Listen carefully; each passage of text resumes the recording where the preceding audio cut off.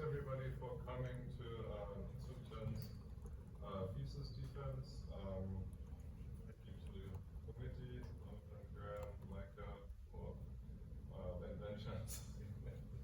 Invention, who advised it to make it. And yeah, it's been an exciting 6 years, right? I think definitely demonstrated a lot of grit, I would say.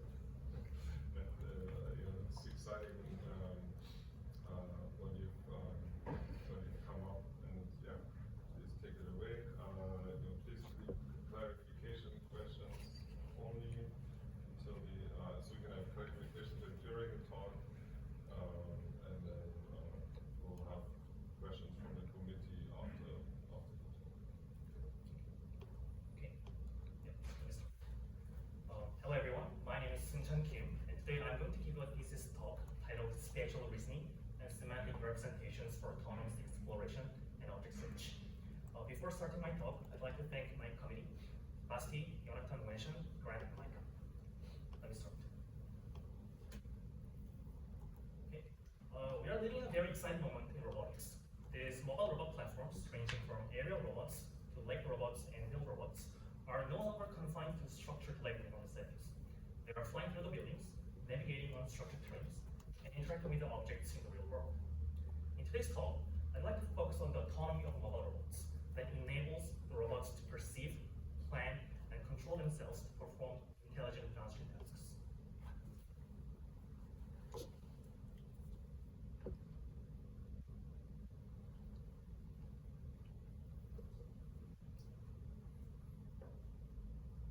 Why do we care about autonomy of mobile robots? Why do we want mobile robots to be autonomous? Well, there are lots of applications ranging from search and rescue, monitoring, environmental structural inspections, and danger site operations, for example, in disaster response or nuclear plants. In today's talk, I'd like to focus on two major paradigms in mobile robots. First, exploration, and second, object search. Exploration is a process of finding physical paths to build an internal representation of the environments or map of the environments, and understanding the environments. And object search is a process of finding and navigating towards target objects or target goals. Again, exploration is a process of maximizing the coverage or alternatively understanding the environments, and object search or object-goal navigation is to find and navigate towards target objects. Let me start with this short clip of video where the robot is about to take off and start navigations. What information does sensor observation or immediate sensor observation provide to these robots? The robot has its LiDAR and depth camera on board. What kind of information does the robot can obtain from this kind of sensors immediately? Well, the robots can think that, hey, there are some occupied walls on the side. Also, there are some open traversable paths for the corridor. And in fact, robots can move safely and freely using this kind of information. Within what's immediately sensed, robots can fly or navigate through the unstructured space, performing safe and free navigations. But my question that I asked over the PhD years was this: what is beyond direct and immediate sensor observations? And immediate sensor observation means to local or partial information of the environments, usually limited by sensor range or field of view, or the part of the environments the robot has already visited. In order to address this question, we can build some analogy from the human's intelligence. How does human bridge this gap? Humans senses the environments using eyes and process that data in their brains and build internal mental model or the representation of the world and use that representations to perform reasoning beyond immediate sensor observations. We can build analogy to robots. Robots can use LiDAR or RGB camera sensors to process such raw data using onboard compute like AGX or Thor, and build representation or the mental internal model of the world and use such representations to reason beyond observations. But what kind of representation do we want the robot to have? Or what kind of reasoning do we want robots to perform? In this talk, I'd like to focus on three things. First, focusing on the geometry, focusing on geometric representations. What can geometric representation tell robots? Again, how much structure can we extract from pure geometrical world? That's the question that I want to address today. For example, doors and entrances, or the room's boundaries, or spatial connectivity of environments. Secondly, I'll move on beyond the pure observed geometry asking, can robots actually predict the unseen space? We humans, even this image can predict. We humans can infer unseen structures or unobserved structures, even partial observations or partial local informations. This is the question that I want to ask today. Lastly, focusing on the object search or object-level navigation on top of this geometry, I'll ask, can robots infer what scenes around me and where the target objects are? For example, we as humans, given this kind of scene on kitchen, if we were to ask the question, where's the Minecraft? We usually build internal 3D model of the world and estimate the likelihood of the locations of the Minecraft or the target objects. We as a human can estimate where target objects can be located. These are the three questions that I want to ask today. This thesis talk is composed of three progressional representations. Firstly, starting with geometry abstractions, we are going to move on to predictive map models. Lastly, we will focus on the semantic 3D representations. Each thread is composed of following chapters, and these three chapters are composed of multi-robot settings, multi-robot exploration, and object search. And today's thesis statement is as follows. Autonomous robots can achieve efficient exploration and long horizon object search, leveraging rich spatial and semantic representations. From geometry abstractions and predictive map models to semantic 3D memory that enable reasoning beyond immediate sensor observations. So without further ado, let's move on to the first part of this talk, the geometric abstractions. In this chapter, I'd like to focus on exploration. That's just focusing on the rooms inside a building that's composed of multiple rooms. As you can see, the drone is flying inside the building and focusing on observing the internal surfaces or the walls of the rooms. That's the problem formulation that we are interested in today. The main question that I asked during this while working on this chapter was, how can you actually extract meaningful geometric abstractions from raw LiDAR sensor observations for room-focused or room-based explorations without using RGB sensor? The key idea was to actively search for geometric cues that represents the doors and the rooms. In baselines such as frontier-based exploration, what robot does is to find the next closest unvisited frontier. But our approach is as follows. We are actively or aggressively seeking the geometric cues that represents the locations of the doors and the rooms. In this particular chapter, we use LiDAR as a primary sensor. This is a drone that's customized with Mellon LiDAR, and we focus on extracting geometric properties of the environments. This is the perception pipeline of the first week. We converted 3D point clouds into 3D occupancy voxels, and we converted that into 2D binary occupancy grid, from which we converted that into 2D distance transform. The main question that I asked was, how can we detect doors just using LiDAR without using RGB sensors? The key was to reason on the 2D distance transform. So you can see this is the diagram of the robot flying into the entrance of between the walls. And if you see from the bird's eye view, think of the distance to the closest occupied cells. For example, this point in the middle that represents the drone lies on this wall line aligned axis. And if you think about the distance to the closest occupied cell, this point in the middle is the local maximum along these axes. At the same time, this point in the middle, when we are thinking of this perpendicular axis, if you think about the distance to the closest occupied cells, this point is local minimum along the perpendicular axis at the same time. Therefore, we can model these points in the middle as saddle points in 2D distance transform. And by extracting saddle points using this kind of equation, we can actually quite reliably locate the locations of the doors or free narrow spaces between walls.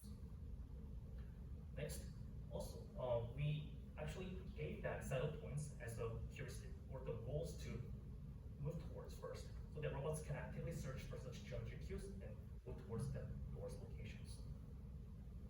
We also additionally used different types of geometry cues like local maxima and distance to the closest cells. In this kind of equations, you're able to get the local maxima and the distance to closest cells, and we decompose the space into these kind of circular representations. And the key about this circular decomposition of free or room space representation is that this is a very rough approximation, and that is enough because we want robots to simply reach the center of the circle, and that's sufficient for the robots to observe enough information about the rooms. And as I will say later, this circle itself is a very concise and compact representation to be shared with other robots. And this is a video clip of the actual real robot experiments where the robot is flying and finding the geometric cues on boards, and using that cues as a next heuristic to move towards, and representing the space using circular decompositions and performing room-based and room-focused observation and explanations.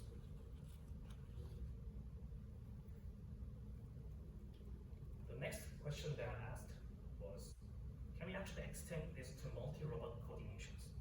As you can see, we can simply make the robots to perform multi-robot coordination and task allocation using this. By sharing concise geometric cues like saddle points and circles, robots can actually coordinate their behaviors, avoiding redundancy. I'll explain further.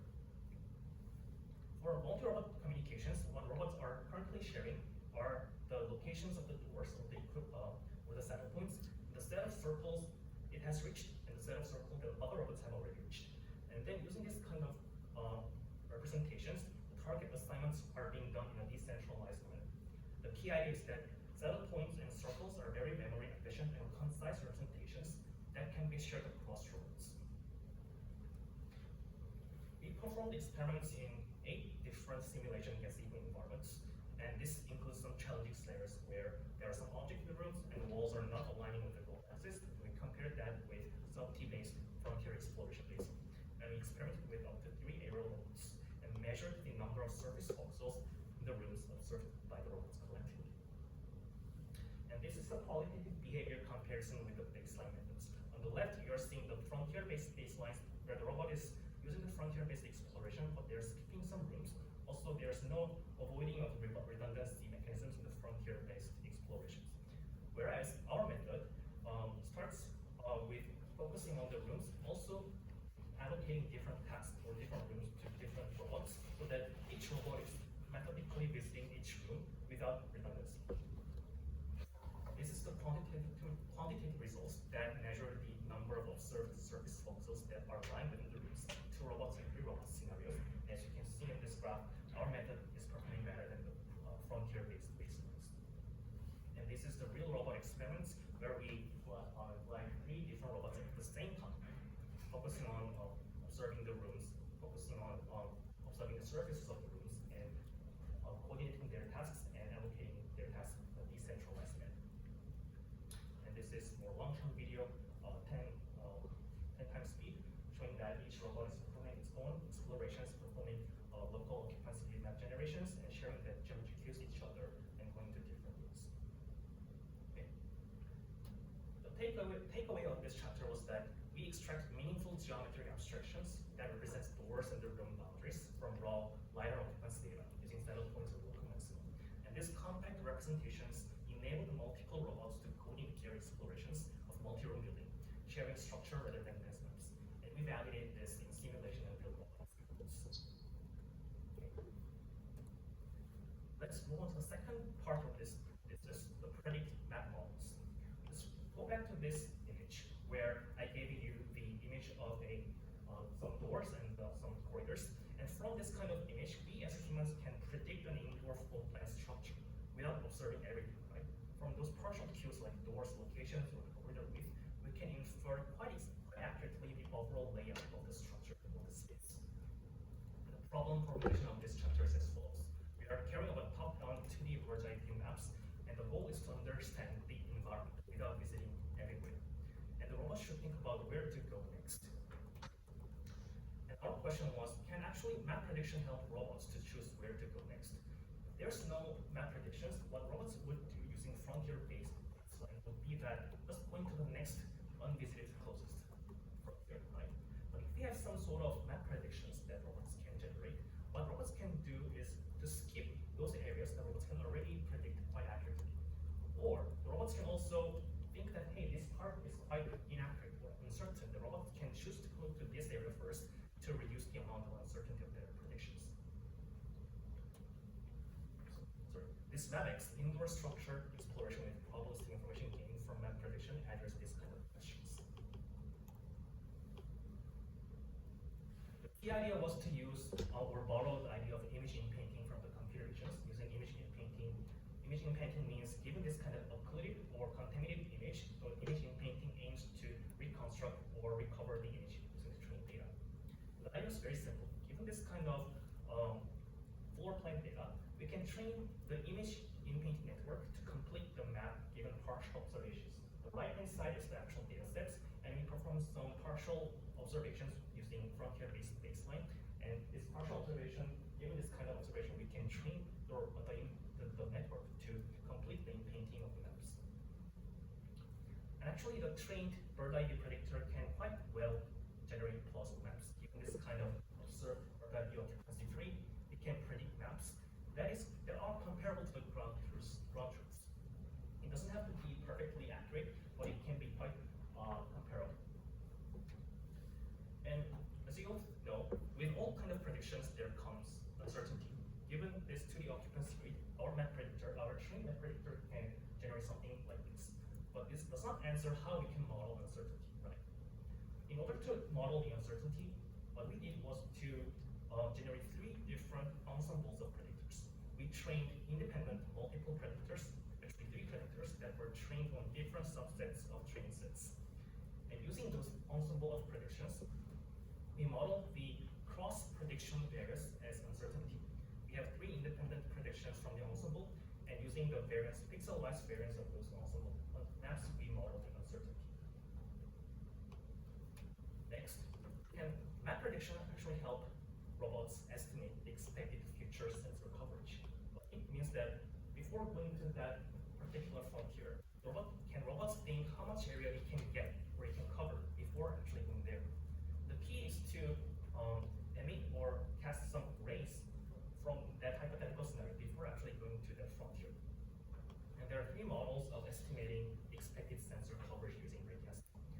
First one is the raw version, where we're just casting the rays without predict maps, only using observed occupancy map only. And since there's no predict maps or the occupied cells, it is very likely to overestimate the potential sensor coverage using this kind of raycasting. What about using the predict maps that we generated previously? We modeled 3 different predict maps, right? And if we naively cast outward rays in a deterministic manner on the predict maps, what happens is that if one of the prediction is erroneous, it stops there. Right? So it is very likely to underestimate the amount of potential sensor coverage, which is very susceptible to wrong predictions. For this work, what we came up with this idea called probabilistic raycasting on the predict maps. Given this kind of ensemble of predictions, what we did was to let each ray start with a value of 0, and whenever this ray hits the values of the predict maps, it just incrementally adds some values, the values of the predict maps, and it stops only when that value is over the threshold. So that this probabilistic raycasting or probabilistic sensor coverage can be modulated by the value of the thresholds. And we model the information gain of the frontier using the uncertainty within predicted sensor coverage. Given this uncertainty map, we can model the probabilistic raycast on the predict maps, and we model the information gain of the frontier using the summation of the variance value that lie within this sensor coverage. This is our MapX framework. Given 2D observed occupancy map, the map predictor generates predict maps for an ensemble of predict maps and generates uncertainty maps at the same time, and calculates the probabilistic information gain using probabilistic raycast, and it scores each frontier and pick the frontier that has highest information gain. What kind of frontier does MapX or method select? The nearest frontier exploration methods just selects the nearest, chooses closest unvisited frontier, whereas our method, MapX, selects the frontier with the highest information gain, considering both uncertainty reduction and estimated coverage maximizations. And as I said, MapX considers both uncertainty and potential sensor coverage. In this scenario, the robot is choosing the top one, which covers less area, but since this area has more uncertainty, the MapX chooses the top frontier. In a different scenario, in this case, the robot is choosing the bottom one, although there's less uncertainty in this case, but it chooses to go to the bottom one because it covers more areas. We compared our method with different SOTA map prediction-based baseline, which is UPenn and iJector. And as you can see in this video, our method, MapX, shows the best performance because UPenn only considers the uncertainty reduction, and iJector is known to be just focusing on maximization of sensor coverage. comparison shows that our MATX method performs better than UPenn and iChat. And the right-hand side is the MATX calculation components, and then there's the calculation studies that shows that each component of MATX is efficient. Okay, so let me move on a little bit deeper. As I said, in the MATX method, we model the potential amount of information gain you can get, the robot can get at the frontier. But the real question we can also ask is, why not estimate the total amount of predicted information gain you can get along the entire path? Actually, the idea is very simple. Rather than thinking about the endpoint or the information gain you can get at the endpoint, we can actually cast rays from all the points toward the path and combine everything and estimate the pathwise version of sensor coverage and model that as an information gain to score the frontier. This follow-up work, type planner, addresses these questions. As I said, the MapX method, what we did was to just cast rays from the frontier points only, but the type planner methods casted rays from all the points that are lying on this path towards the frontier and scored the frontier with this pathwise values. Our type planner method, it estimated information gain by ray casting from every point along the path, not at just the endpoints, and accumulating them, we call that predicted sensor coverage. And in order to avoid computational explosion, we merged all per point ray cast polygons first, and then we performed fault field operation, which is the most computation heavy, just one time. And we parallelized ray casting operations so that we can reduce the amount of computations there. Yeah. And as you can see, the pipe planner, which deals with the entire information gain that we can get towards the frontier, is even better performing than MapX, also showing better performance than non-prediction-based ones. And these quantitative results show that pipe planner shows better performance in terms of the average IOU compared to other methods, including MapX. Yeah. So last question that I asked on this predict map models was, can I actually leverage this idea of map predictions for multi-robot explorations? And for this particular work, which is called PROID, we address the problem of multi-robot exploration and relaying problem, which is not only caring about like exploring, but also caring about relaying, which is reporting the information back to the base station and deciding when to relay it back to base stations using multiple robots. And this video captures the essence of this work. Robots can actually accumulate the amount of observed sensor coverage. They can also predict maps. Can also predict sensor coverage using pipeline methods. And robots will use this kind of information to decide when to relate. Robots should compare the utility of immediate return versus future return, comparing the predicted future rate of information delivery and current rate of information delivery. I will explain further. So the big idea is as follows.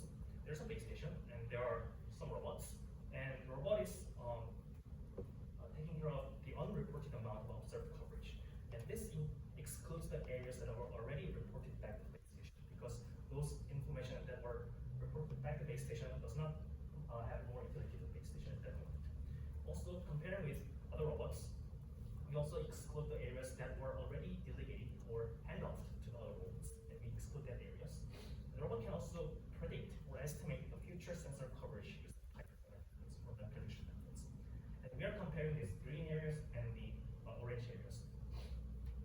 More concretely, we came up with the idea of rate of information delivery and predicted rate of information delivery, which is computing the amount of observed areas divided by the estimated time that it takes to go to the base stations. On the right-hand side is the predicted version of rate of information delivery, or PROID, which is the amount of unreported information and expected amount of predicted information you can get divided by the total time it takes to go to base stations. Comparing this ROID and PROID, we were able to come up with adaptive relaying strategy. And as I said, this ROID it just measures the efficiency of immediate return, and the predict version of this measures the expected efficiency of exploring further and return. And this criteria shows that whenever PROID fulfills this criterion, it decides to initiate relay and goes back to station. And in the case where there are some failure model or probabilistic failure models, we can also integrate our probability of failure functions or survival function into this kind of criteria, so that we came up with a method called point safe, which decides to go back to the base station only when this equation in the middle is fulfilled. So using this point and point safe decision rule, we experimented with different numbers of robots and different scenarios. We are including no failure scenarios and some failure scenarios, and our methods show that our results show that our method PROID and PROID safe performs better than previous baselines, including periodic relay and buffer-based relay. And this table shows the same results.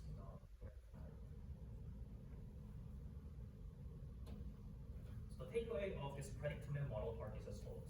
We can actually predict unobserved areas beyond sensors observations using pre-trained models, and leveraging these map predictions is not trivial. We should think about both reducing the amount of uncertainty and increasing the amount of expected sensor coverage. And we can improve this by integrating the predicted sensor coverage along the entire path, and we can naturally extend that to multi-level version of these solutions. Okay, now let's move on to the last part, the semantic 3D memory parts. In this part, we are interested in outdoor and aerial field semantic navigations, where the goal is to find arbitrary goal objects in unknown outdoor environments. For example, finding a water tower or finding tunnel entrances in these environments. And this requires long-range semantic search because the spatial horizon is very, very large compared to indoor semantic navigations. And semantic cues and hierarchical structures are very lacking. One might ask, can we just use large language model to answer these kind of questions? And actually, it can to some extent. For example, if we want to find a microwave in this scene, we can ask multimodal LLMs like Claude or Gemini. It gives some answers, right? But my argument is that this is not enough because LLMs are semantically powerful, but not spatially grounded. What LLMs are very good at is rich semantic understanding from images, and it's very good at generalizing across diverse scenes. What they are limited at currently is 3D spatial understanding and consistent and persistent spatial semantic memory. Thus, we need some sort of 3D spatial and semantic representations. What I mean by 3D spatial and semantic representation is as follows. First, robots can reconstruct 3D structures from whatever sensors they have, like depth. It could be any kind of representation such as point clouds, meshes, or voxels. And using vision language foundation model, we project vision language features on top of those 3D representations. And later, we perform open vocabulary, we perform cosine similarity search between features that are stored in this kind of voxels or representations and the text features from VLMs. And this is enabled by the recent advances in visual language foundation models like CLIP. Given this input image, using this single word class, it generates semantic latent features, which is saved in these 3D representations. And after building those features, if any text queries like red building, low water tower, sky are given, it can compare those features and those text features and perform cosine similarity search to highlight the areas that it has. It can highlight those areas that match with those text queries. There are different types of vision language foundation model, but in my thesis, we used encoder called NA radio and RASEC, which I will not cover in details in this talk. And let's talk about depth sensors limitations, because it's limited by range.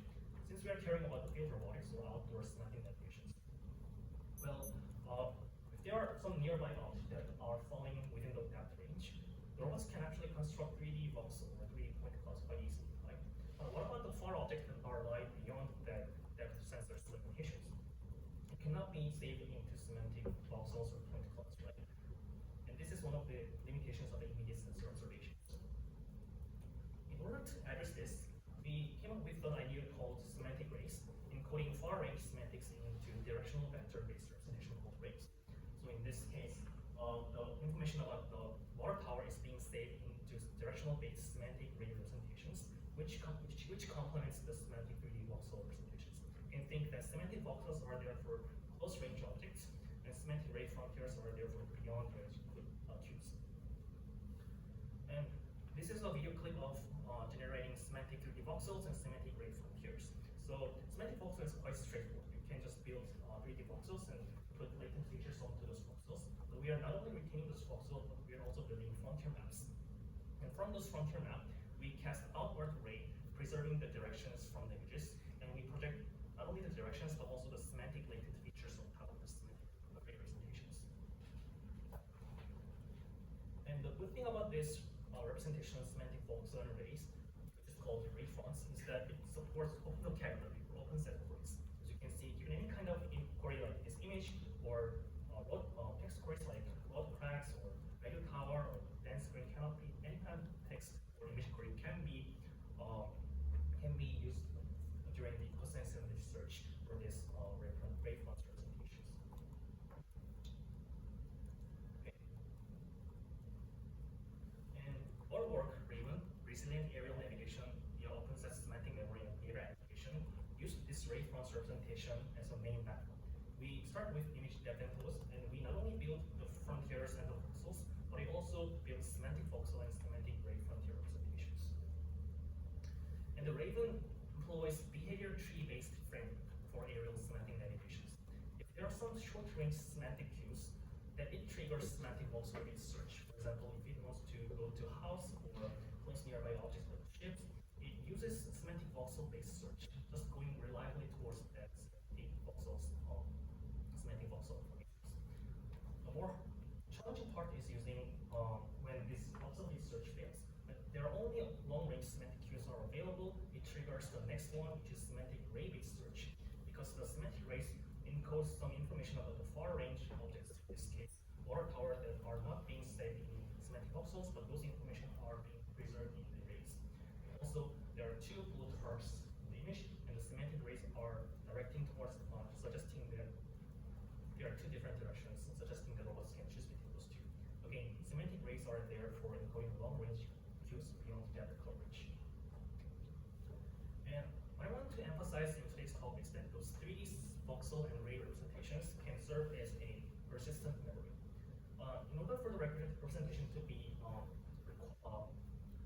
qualified as a memory, I think it should incrementally and continuously save information to the representations, and should not forget information, even if the new observation comes through. And lastly, when a new task or goal is introduced, it should not build that representation from scratch again. It should be able to retrieve the previously built representations, and just by retrieving that information from the previously built representation, it should be able to get some information from there. And our semantic voxels and rays are task agnostic, and it serves as a persistent read memory. As you can see in this kind of video, the first task is to go to radio tower. The robot is going towards the highlighted voxel in yellow color. And then let's assume that the second task is given in the middle. And let's say that the second task is going to the bridge. In this case, the robot should be able to leverage these already built representations. And at that moment, the robot retrieves that information by performing consensus search between the semantic voxels and rays, the text feature of the bridge, and it instantaneously changes that direction, going towards that bridge in this memory.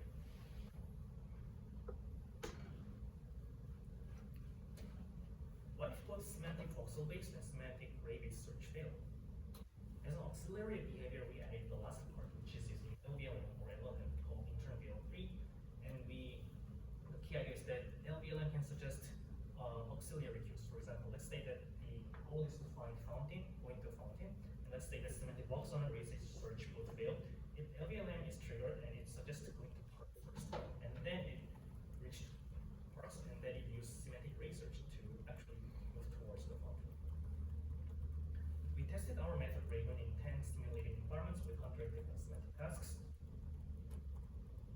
And this is the behavior or trajectory comparison between our methods and other baseline methods. The red one is Raven, our method, and the green one is LLM-based method, where it only uses the first person view image in the LVLM. And as you can see, this LVLM-based method is producing, the most meandering path. And it's not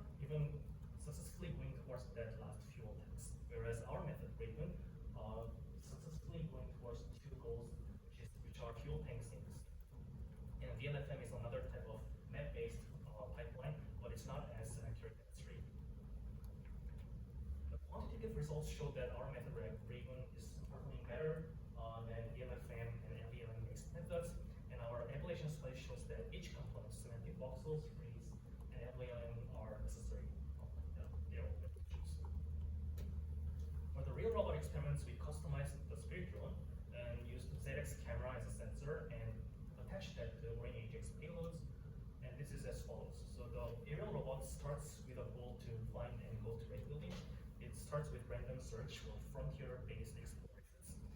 And by the time it instantaneously catches some information from RGB information, it is being saved into semantic array representations. And it calls the robots to follow that green direction or the race directions. The robot is changing its directions and it goes towards the red buildings in its sequence. Lastly, last question that I asked was, can we actually extend this Raven to multi-robot semantic navigations? As you can see, there are lots of environments which is very large. If we can employ multiple robots at the same time, it will be very efficient, right? And there are two additional challenges in multi-robot search. First, we should make the robot share communication efficient semantic representations. And second, in a decentralized multi-robot exploration navigations, each robot should complete its task in a decentralized distributed manner. And our idea was that this Raven's 3D spatial semantic voxel array memory is a good fit for both purposes. The key insight is that rather than sharing everything, including very heavy voxel-based semantic types, we just let robots to share sparse semantic rays. The robot is casting rays towards the water tower, and there's another robot casting rays towards water tower and radio tower. And by sharing these kind of sparse rays informations, the robots can coordinate their tasks more intelligently. For example, let's say that this robot will think that it's heading for the water tower, and then the first robot might think that, hey, then I will switch my goal to the radio tower instead. Going into more slight details, what exactly gets shared in this work?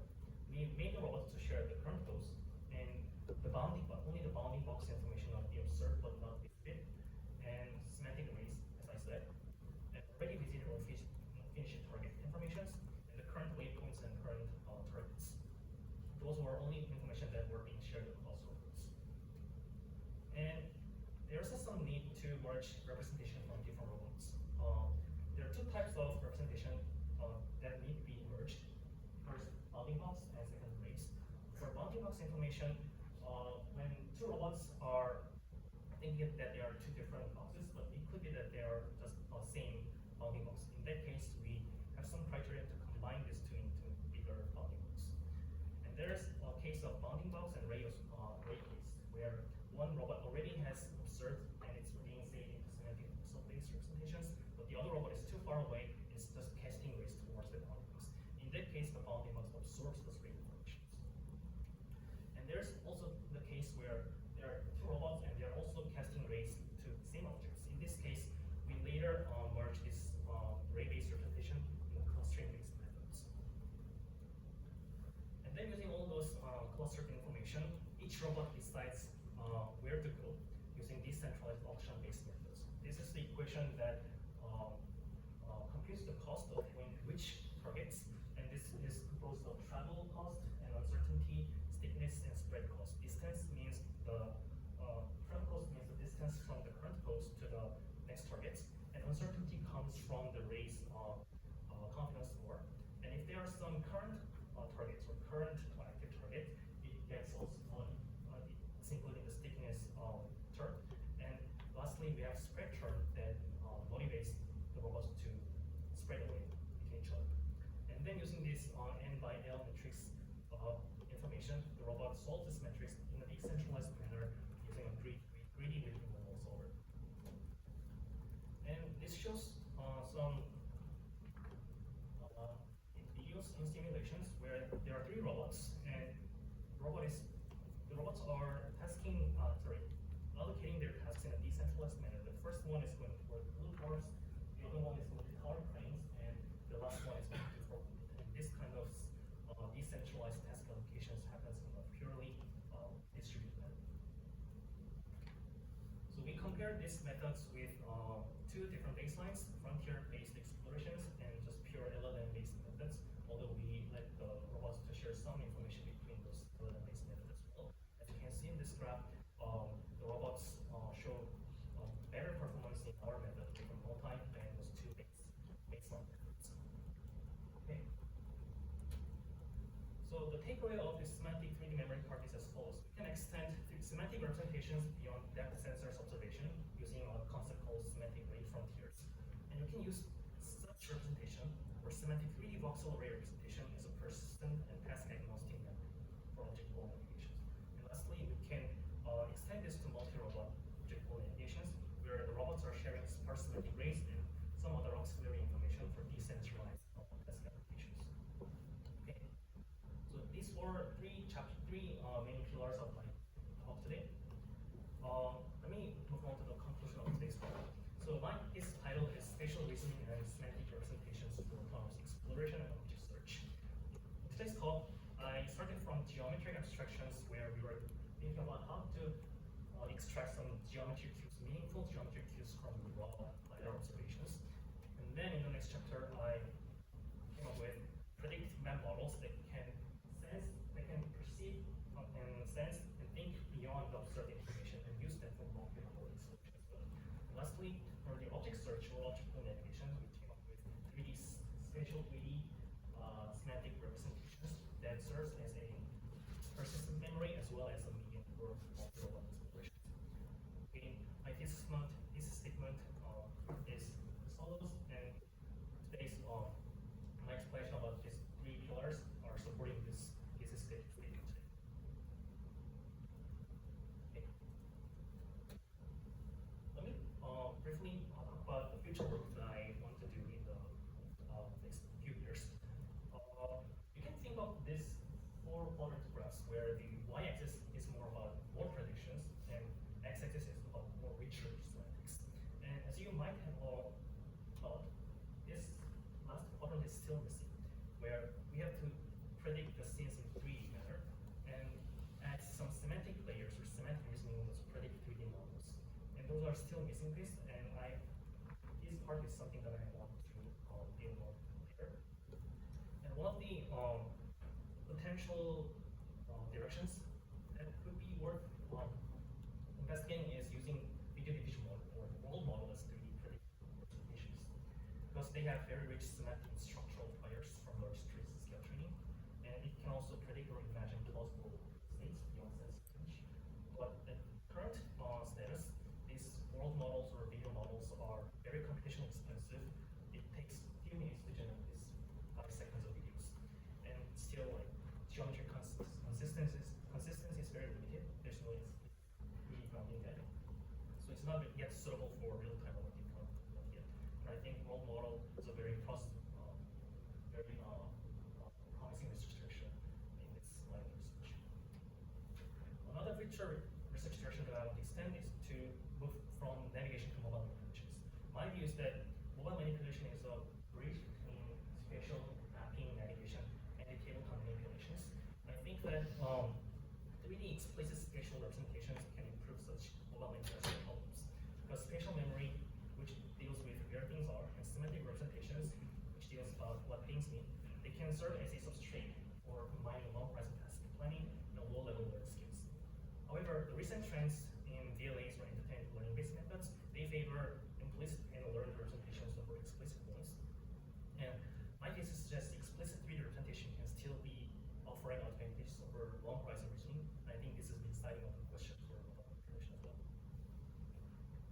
Okay, so I'll end with acknowledgements. So I appreciate the thesis committee member, Basti, and the mention of my talk. Also, I would like to appreciate my major collaborators and mentees here. Some are here, and also acknowledge my parallel colleagues. I'm very happy that I have been working with you guys for the last 6 years, and I'd like to end this presentations, and I will get some questions from you. Thank you so much.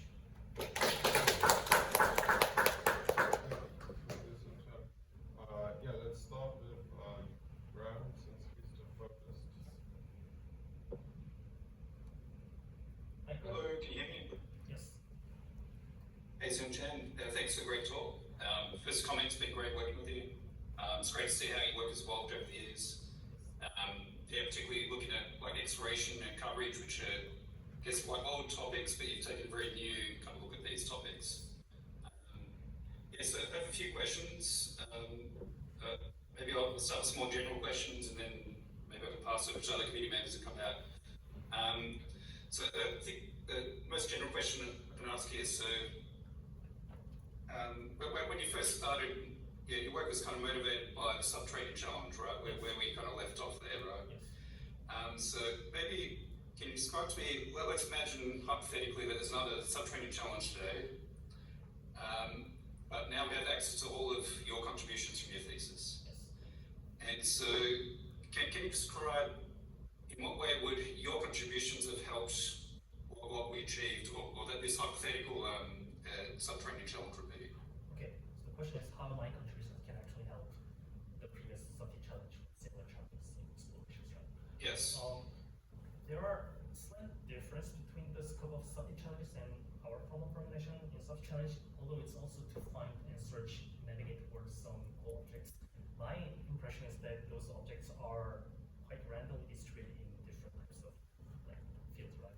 Because like fire, this extinguisher is just lying within a cave, or like rope is just randomly distributed in coal mine, something like that, right? Although there are some semantic knowledge you can extract from those those fields, I think what's really challenging and currently limited is that the current level of LLMs or vision language foundation models are not being able to cover very well those very extreme conditions like those fields like coal mines or caves, because those are not well covered in the pre-trained space, I think. So borrowing the powers of LLMs or semantic like latent features from like vision language foundation model would be a little bit limited in the setting of those extreme conditions, I think. That's a very exciting future research directions to how we can extract some semantic knowledge for those kind of extreme conditions. I think the predictive map model part would be more relevant to some key like geometry challenges, because once we are given some data sets, or if there are lots of data sets that have that are resembling to some T like environments like coal mines or tunnels or like cave, for example, we can extract we can have some data sets that can train the predictive map models and use just fine tune them and let them to predict the unseen parts of the caves or the mines or urban areas, and use that for more efficient explorations. And yeah, that would be my answer to your questions. Cool, thank you. So kind of a follow-up question, I think you kind of already answered this in your first answer, but so let's think again, this hypothetical subtraining challenge competition, but now imagine that you were allowed to redesign the rules for this competition, and redesigning the rules in such a way that really showcases your contributions. I think you kind of already answered this, but I'll ask that anyway. So in what way would you redesign the competition to show off what your contributions to your thesis are? I see. I would redesign the challenge. I would drop the subject part, but I will combine. Sorry, it's not to that, but like I still value the extreme conditions like coal mines or like caves. But if we combine those areas with more closer areas like urbans or like indoors, if we can combine those two different types of areas. For example, the one is more familiar areas like indoors or urban areas, and if we can combine that with coal mines or caves, I think those like more broadened field would be a good type of environments that we want to model. The other one is like very related to the current DARPA challenge that airline is working on, which is like search and rescue scenario or triage challenge, where the robots has to reason about the situations in the disaster scenario where it has to find humans or the relevant cues in a disaster scenario. And that has some like meanings and semantic meaning that can be a good fit where we can use LLMs or vision language models, because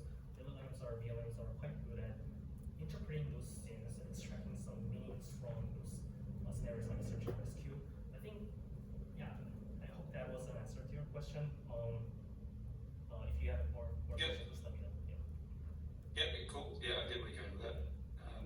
Cool. I'll ask one or two more general questions. So broadly in your thesis, like you've got a lot of predictions and everything else. It seems to be based on the assumption that some kind of structure that can be exploited in the environment, right? And particularly, like as you said in your previous answer, whether it's like more urban environments, etc. So it's maybe, can you tell us a bit about where that might break down, particularly, so you're making predictions, but let's say that you're in an environment that's very hard to predict, for example. And so can your methods in those cases actually make things worse than if you weren't doing predictions, for example? Yes, those predictions would break or fail if the actual unseen space are out of the distribution of the training methods. Also, as I recall the map prediction part, for example, in MapX or Live, our models were very simplified into 2D version of top-down here, right? We were just reasoning on the 2D version.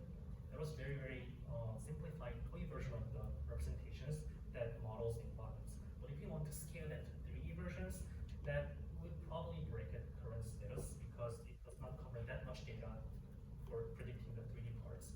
Also, if we want to model the more fine-grained or small objects like furnitures or chairs or tables in indoor environments, that is not easy to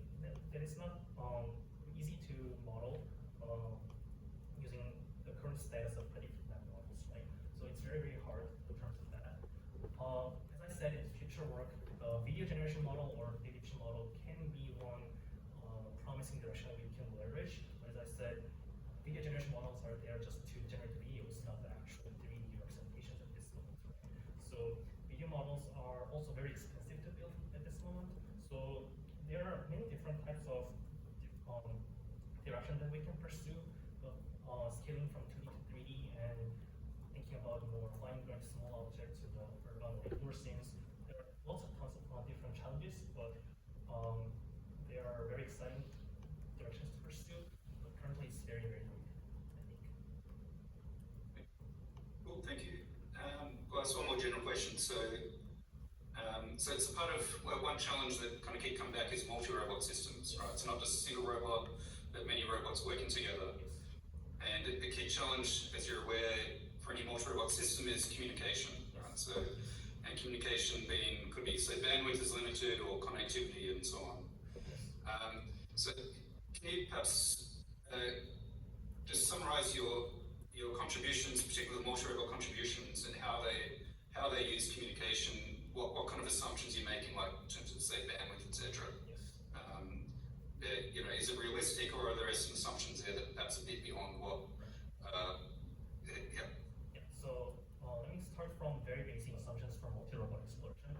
We let the robots to share shared global coordinate frames. The first thing, so we're not interested in separate parts. Secondly, I think the most important contributions for multi-robot parts of my work is that I constantly aim to come up with some compact or concise representation that can be shared across different links.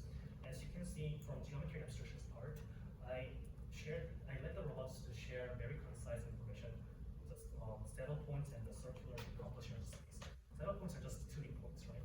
And circles are just 1 point and just 1 value, which is radius, right? So these are very, very small amount of information, and it's very easy to be shared across different robots. So we don't have to share all the advanced voxel or point cloud maps across robots, and using this concise representation, we can let robots coordinate quite cleverly.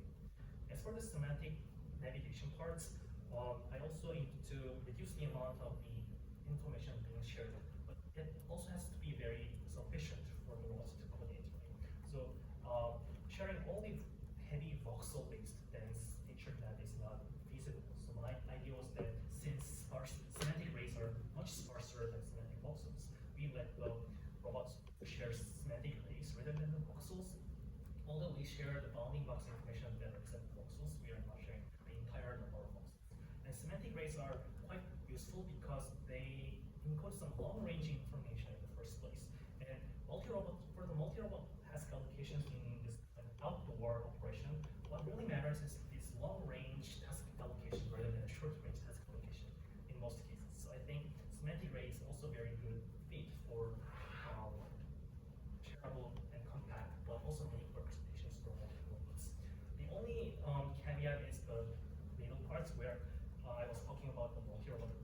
exploration and lane problem in using predictive models. And I didn't have real world experience yet here in the second part. And I assume that robots are quite easily sharing the observed maps without any like bandwidth or communication restrictions. I think that was one of the limitations that I also acknowledged during the reviews of this paper. But this was my answer to your question. Cool. Yeah, thank you. We covered a lot of points there. I do have more questions, but I think I might pause there and let the other panelists jump in. Yeah, I have some more specific questions for each chapter, but we can come back to me after. Sure. Thanks. Okay. Micah, would you like to go next? Thanks, Basti. Nice section. I guess I'll start off. Graham, it's been great working with you. It's been really nice to have had the opportunity to work with you during my postdoc, then also to come back and see how you've progressed over the last few years. And you've done a lot, you've grown a lot, and I think it really shows here. So I guess with that, I'll get started with my questions. The first thing I was wanting to ask was, your work is focused, for the most part, on building better representations for search and exploration. So I want to ask are the representations more important, or the planning / like coordination or decision making? Is one of those more important? Also, are there times when you've been looking at your development of representations and wanting to have maybe better or different coordination, and how do those two concepts interplay? Yeah, thank you for the great question. And I think I can give some examples when I was working on MapX or map prediction-based explorations. When I was working with my colleagues Sherry and Brady, when we first thought about the map prediction models or predictive maps, we thought just using predictive maps, it would solve everything. So we thought at first, if we have good predictive representation, that's everything. But in fact, while we were working on this, we realized that sometimes the way how we leverage such map representations or predictive map representation is more important, and that shows in the evaluation studies. So we had to come up with some planning methods or like more techniques how to deal with those map predictions. So that's where we came up with probabilistic recast, because naively using just map predictions and scoring the frontiers with naive deterministic recast, as I said, doesn't show more better performance than previous non-map prediction based methods. So we had to come up with better techniques and planning details or algorithmic details that can actually better leverage map predictions. Another example would be on the semantic part, that I think both representations and planning are very important, and I can't say which one is more important or which one is less important. For example, if there's no semantic array-based representations in the first place, we would not be able to reason on the long-range information in black hole or far string. But the way how we can leverage such long-range information is still open. That was my contribution in the Raven paper, how we should cluster different arrays and use that for planning and coordination for multiple cases.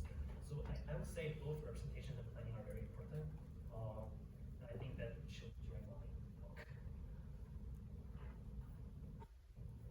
Seungchan. I guess my next question,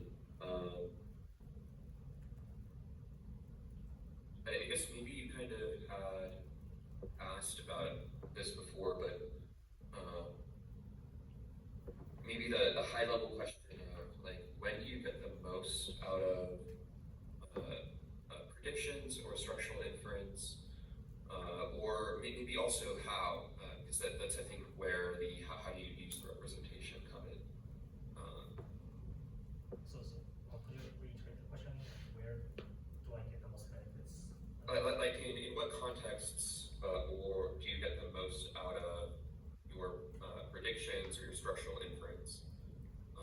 So like what determines the value of the representation?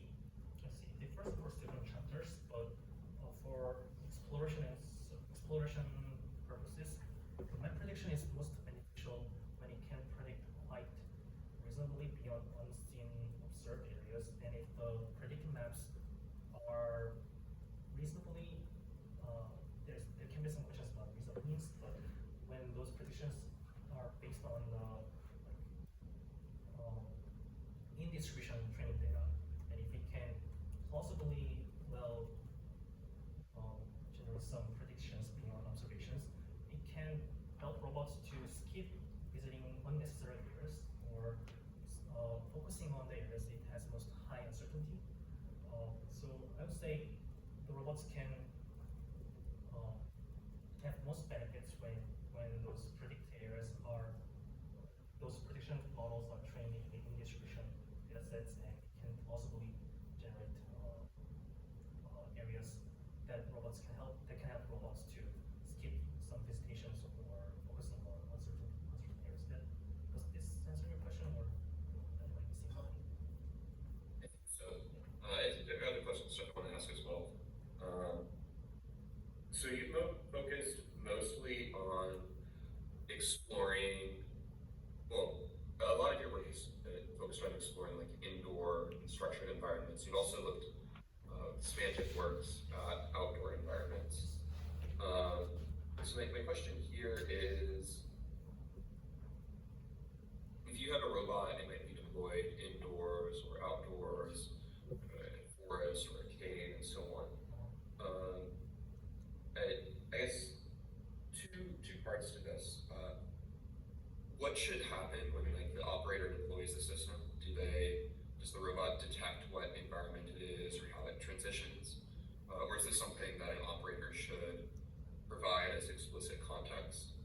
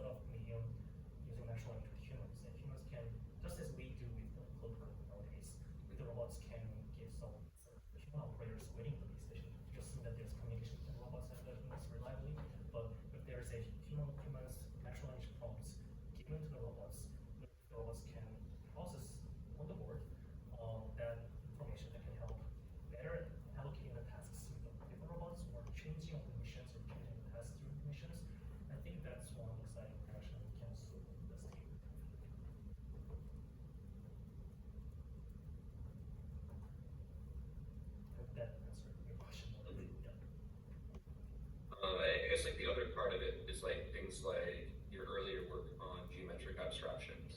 And do you think it's worthwhile to build similar tools or operations in other contexts, or is this something that's really like you want to have? I guess are there other contexts where you want to have such specialized tools like you do have for rooms, indoor environments here? I see. Or Yeah, I understand this question as if the methods or the abstractions that we built using geometry only are also extendable or applicable to different types of operations. I would say the key assumption of this first work was that we are not relying on RGB informations.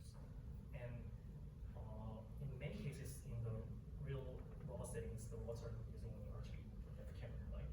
But in very extreme conditions where the robot has no access to RGB, like good image informations, sometimes the robot has to rely on LiDAR only sensors or just depth-based sensors sometimes because there's no lighting or the image is very bad. In that case,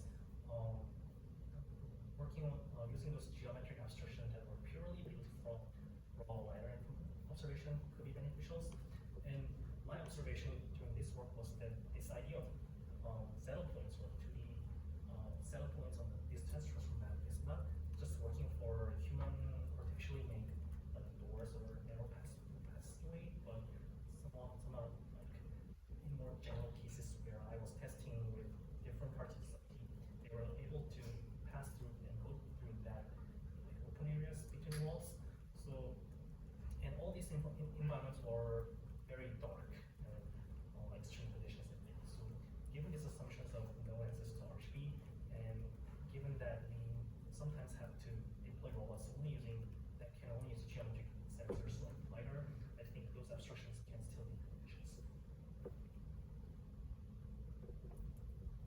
Right, I think it was very good. Thank you, Seungchan. I think there are two other questions I can ask later, but I'll Thank you. let the next person go.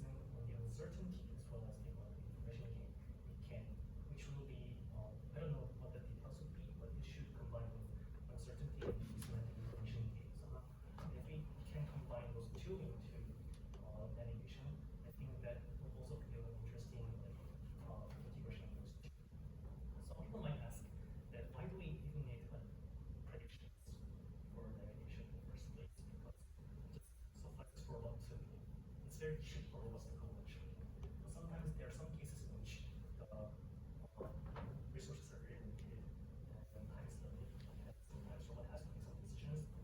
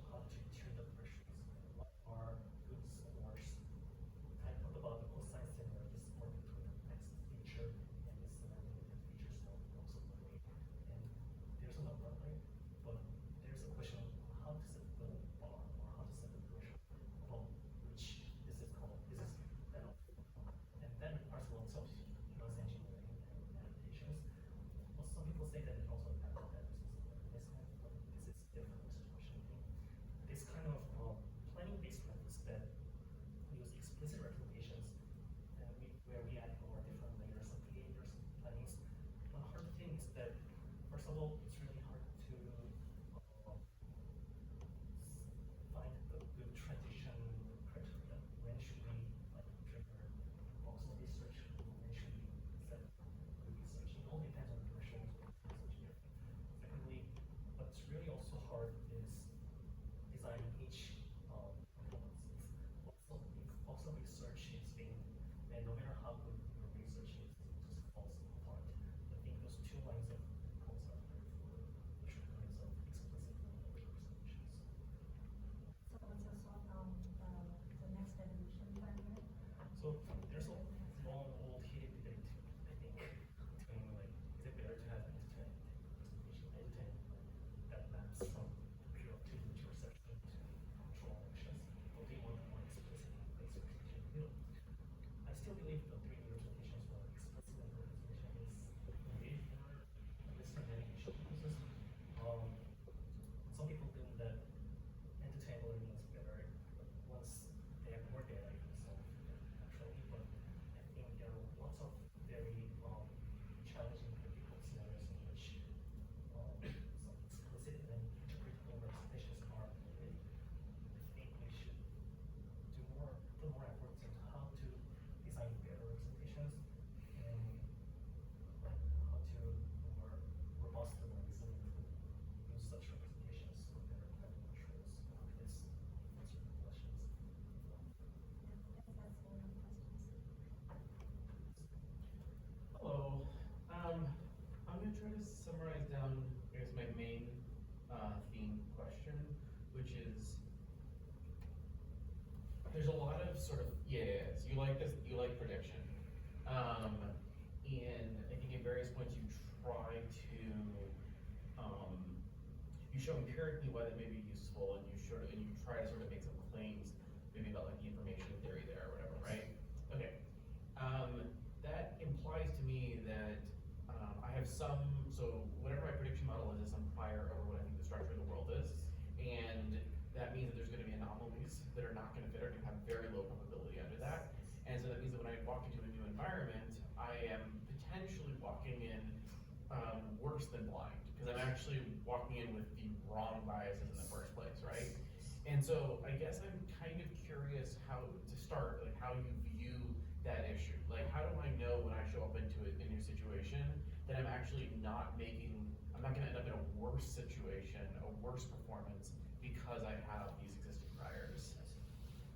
Yeah, that's great questions. The question is, like the unseen space is like it's outside of the distribution Yeah.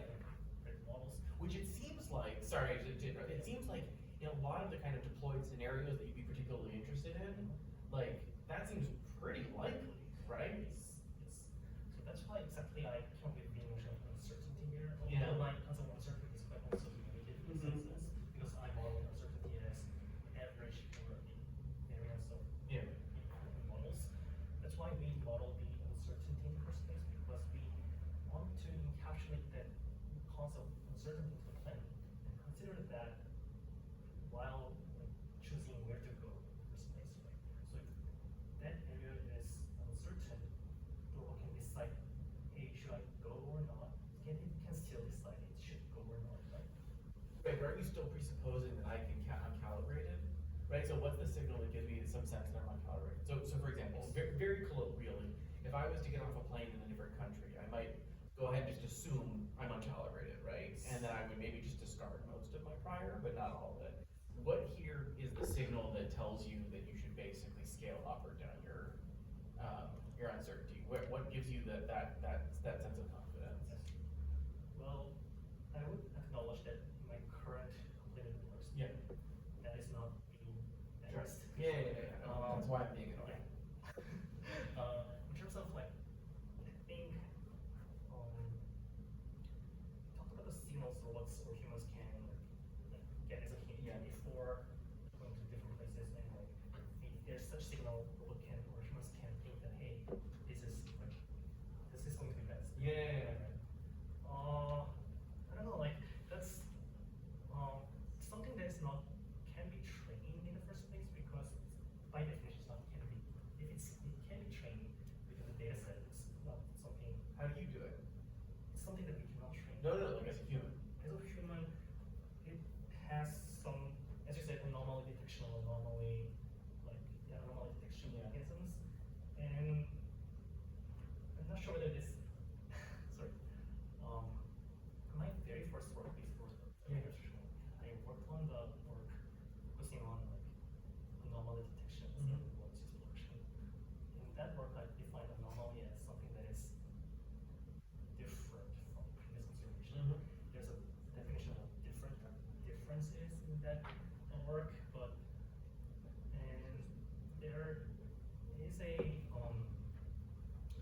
I think your question last goes down to the question of how robots can or humans can detect anomalies. Some scenarios where the anomaly is outside of the control restrictions. I don't really answer yet, but we should go with some online learning. I don't know, online mechanisms that can,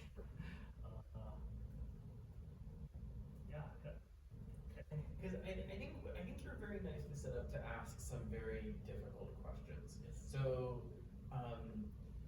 you've got all these rays, and even within the rays, I therefore have uncertainty, or I have sort of about either their value specifically or their semantic content, and that may also be a function of how far in the distance it is and things like this, right? And so I have this. I have a series of papers which all have priors or have some existing distribution, and you've demonstrated very nicely that when something is sort of roughly within that distribution, then you can leverage it. You've also though got a series of sensors that have themselves sort of a secondary uncertainty value. So like even with the later stuff, like how often is it the case that a pixel all the way on the horizon is actually useful, right? And then depending on whether or not it is, then that gives me some secondary challenge of determining whether or not it's noise versus it's an anomaly, and then depending on that, it gives, so you have kind of a lot of the infrastructure that I think is in place to then maybe try to formalize a larger question around sort of like when it is that I can trust my existing priors and my distribution, particularly in these sort of deployed settings. And so anyway, I just think it may be worth, when you're thinking about like your future work section or sort of the conclusion, ooh, there's the battery warning. But no, it's fine. It just means I have to stop talking. It just means that we're going to go faster. It may be worth thinking about sort of like what are the assumptions that are built into this line of work, and not that those are a bad thing, but then that opens up a sort of follow-up question about like where you would break that. And then I think there's some nitty-gritty things that I don't think we need to get into right now, but I think that for example, like when we talk about arrays, my immediate question was sort of like, if I artificially restrict them, sort of how much does the policy actually change, right? So like, how much information gain am I getting from things that are within 1 meter versus 100 meters, right? And I think that's connected to this question of at what point does it just noise, right? Right, that's true. Yeah. Anyway. Oh, so. So I have maybe, it's kind of like high level, but also details. So you have a lot of places in your work where you're trying to trade off various costs, right? Yes. I think you're basically like communication, exploration, or some, what is that, somewhere else was also this kind of combination. So how much kind of fine tuning is there, or like what's the, how do you set that trade-off? Yes. There are lots of fine tunings, and for example, let's choose an interactive. For example, there's a like fixed threshold of probability retesting. For example, like I set a particular value of thresholds, such as like 0.8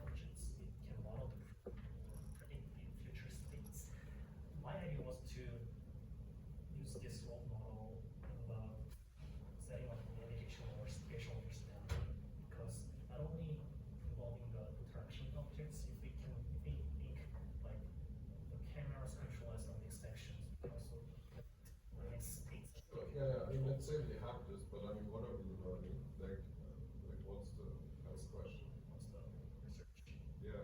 contributions?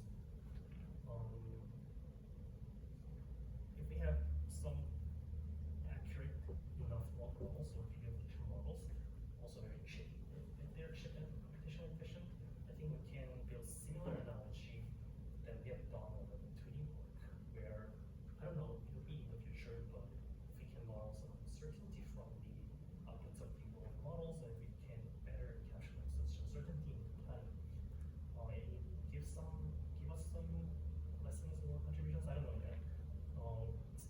My philosophy or belief is that it's not only about generating good models or generating good representations, but it's also about how to better leverage and use that for our downstream tasks. And my work, although they were focusing on some like 2D predictions with previous semantics, were focusing on how to like better utilize those representations. And for world water quality part, it's not there yet, I would say, but if we can think of some similar uncertainty or semantic information in the future, I think we can have some benefits of world models. Any more questions from the community or audience? Some more questions from committee? I can jump in with a couple more questions. Sure. If there's anything in the audience, first. Yes. Like I said, we lost your camera. It's been a couple minutes ago. Actually, I changed the from chain to charger because I'm running out of my battery. Sorry for that. It doesn't matter. But if there's any questions from the audience, first, I'll jump in. Yes. You can ask questions. So, Yeah, you can ask questions. Okay, yeah. So I'll ask a couple more sort of more specific questions before. The first one is to tell when we need it, when is it useful, etc.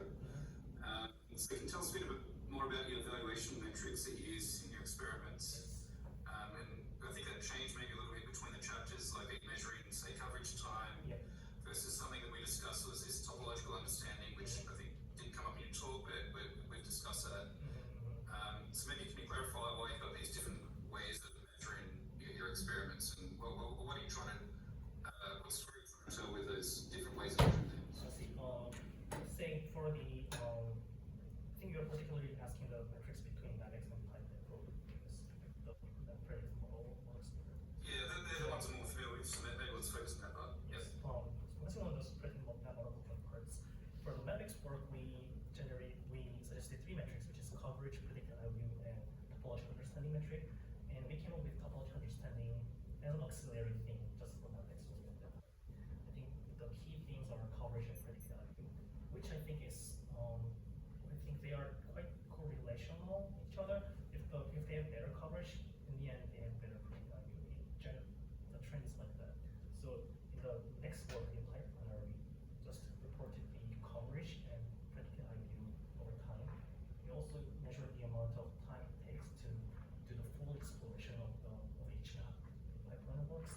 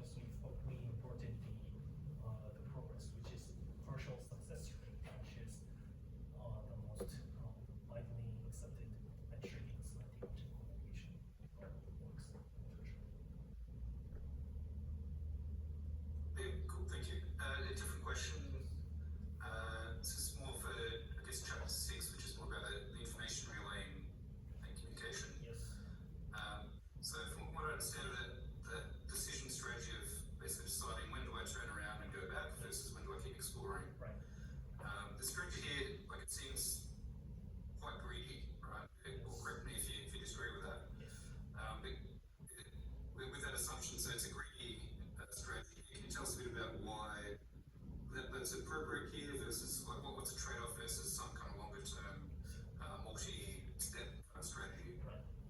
So the reason why I chose the greedy selection over myopic selection, which is just one step look ahead policy, right, was that first of all, it was like easy to implement and ship to perform for the robots, and without any like further multi-step or complicated planning strategy. Another reason was that I wanted to show that just using this greedy myopic selection, we were able to show better performance than non-division based learning methods or learning methods.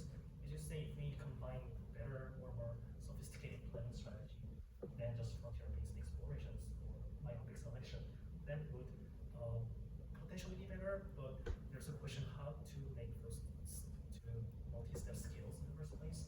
I didn't include that in our work or this work, and I just focused on showing even with this myopic selection, greedy selection of the behavior, we can get performance up. Another thing is that we have this alpha value, which is at the front of the predicted breakout information delivery parts, and by changing the value of the alpha, which we included in the application parts of the paper, that showed, depending on the values of the alpha, sometimes it shows more like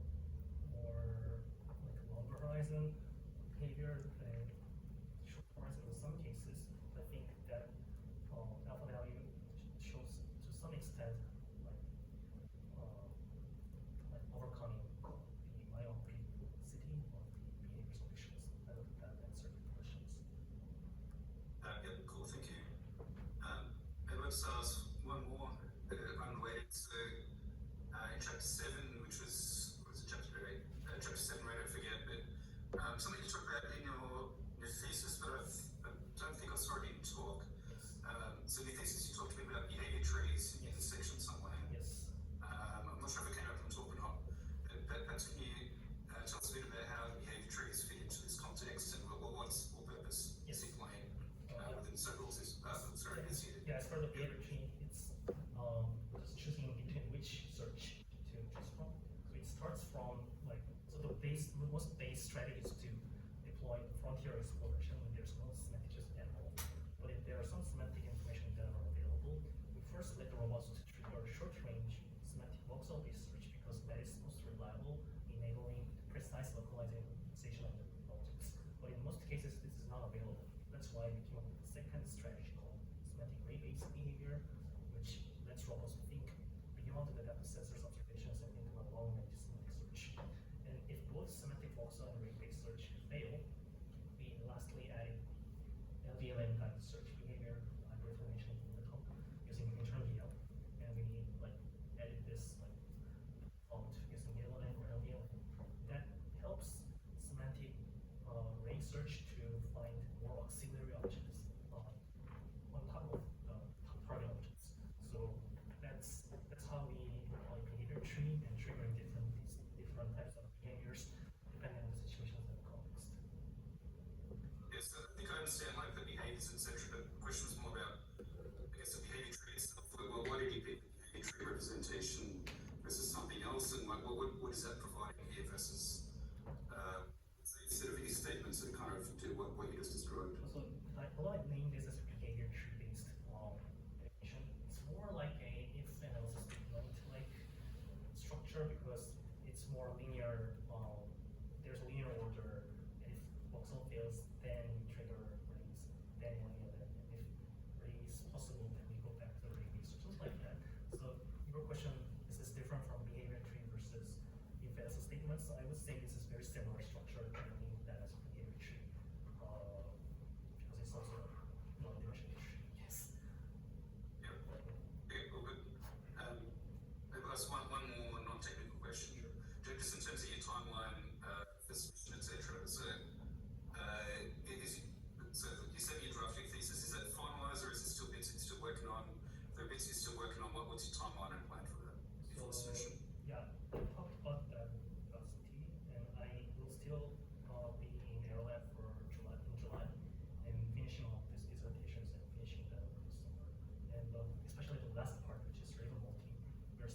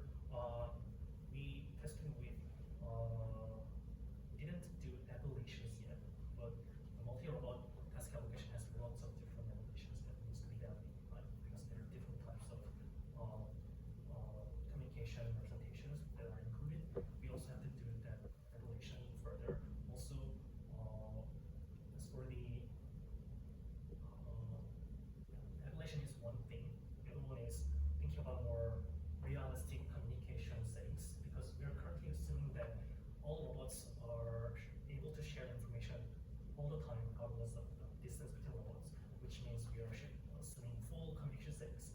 But I think if we can have more realistic communication settings where the communication stops when two robots are far away enough, then I think this story even becomes more interesting, I think.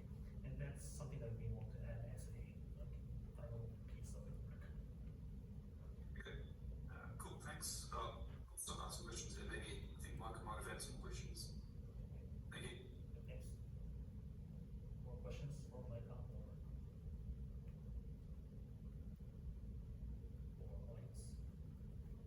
Sorry. Sorry. Yeah. I've got just a couple more questions, I think, that are pretty more straightforward. In the sort of like the semantic mapping section, you mentioned that you didn't use the features, and there were a few other feature representations that you used. What was the motivation for that, and what were the trade-offs at play? Yes. So CLIP is the most widely used vision foundation model in terms of applying image features and text features, but CLIP model is not perfect for 2D, zero-shot semantic segmentation purposes. They're very good at summarizing the entire image into one text, but as for the fine-grained localization of the pixel level semantic feature extraction, CLIP is quite limited. So we came up with better methods called NA radio, which is they were from one of my colleagues in their lab, which built on top of the model, built a foundation model called radio, and we added some small techniques or attention-based layer to improve. So sorry, let me first introduce about the radio model. Radio is the foundation model that were released from NVIDIA 2 years ago. It has some features displayed from CLIP, SIGLIP, SAM, and Dynamic all together into one foundation model. And we include that radio model to perform better zero-shot semantic segmentations. That was NA radio. And then we also improved that later in RASSEC method, which is also done by CLIP more. It was in CPR findings this year. And the motivation was that CLIP is not fully fitting for the zero-shot semantic segmentations, but we need semantic segmentations for the fine-grained pixel level mapping. So we came with different types of coders.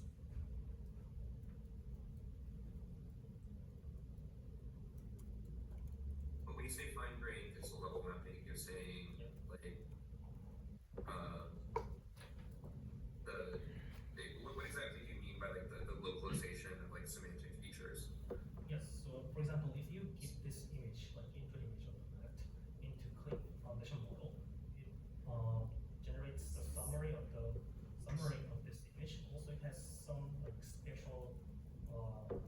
special features from those CLIP models, but they are if you measure the performance of the zero-shot semantic segmentation, CLIP model is quite bad. And there have been lots of works that are trying to improve CLIP for semantic segmentations to have like better like boundaries, pixel level, local fine-grained semantic features, and our efforts in radio RASSEC was also part of that.